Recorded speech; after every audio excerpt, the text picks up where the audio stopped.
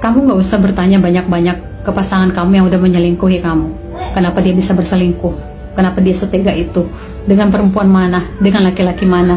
Uang udah ditransfer berapa? Ditransfer kemana aja? Nggak usah. Karena ketika kamu mempertanyakan hal-hal itu sama aja kamu membiarkan diri kamu semakin disayat, dan semakin sakit hati, dan semakin sakit mental kamu.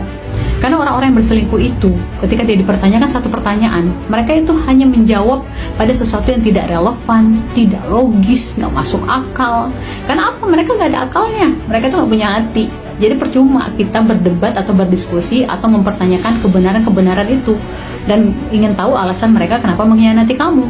Nah, orang-orang yang pernah diselingkuhin, ya, pilihan kamu itu adalah dua untuk menjalani hidup selanjutnya, yaitu meninggalkan mereka, lupakan mereka, kubur mereka, memori mereka itu dalam-dalam, dan kamu lanjutin hidup kamu, ya, atau kamu tetap bertahan, namun kamu belajar untuk menguatkan mental kamu, dan kamu harus belajar mandiri. Kalau bukan kamu sendiri yang menyelamatkan dirimu sendiri, siapa lagi?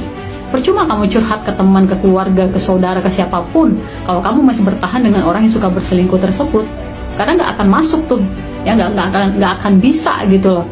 Saran-saran orang-orang yang di luaran sana akan masuk ke pikiran kamu ketika kamu masih memilih untuk bertahan dengan orang-orang yang suka berkhianat tersebut. Orang-orang yang pernah berselingkuh itu, dari 10 orang yang pernah berselingkuh, hanya 2 yang benar-benar taubat. Nah, 8-nya itu keulang lagi. Emangnya kamu sanggup seperti itu? Hidup cuma sekali, bro. Ya, hidup cuma sekali. Yang harus kamu lakukan adalah kamu harus menyelamatkan diri kamu dari orang-orang yang berkhianat seperti itu. Orang yang berselingkuh itu adalah orang-orang paling jahat di muka bumi ini. Ya, percuma ngobrol sama mereka, percuma kamu berkomunikasi sama mereka, karena ini mereka itu udah dicuci sama yang namanya Dashim, ya, setan yang bernama Dashim. Ya, kita manusia yang masih punya ini, ya, itu masih bisa ya untuk berdiskusi atau menjawab pertanyaan-pertanyaan secara logis atau relevan. Tapi kalau kita bertanya ke orang yang berselingkuh, percuma, itu buang-buang energi.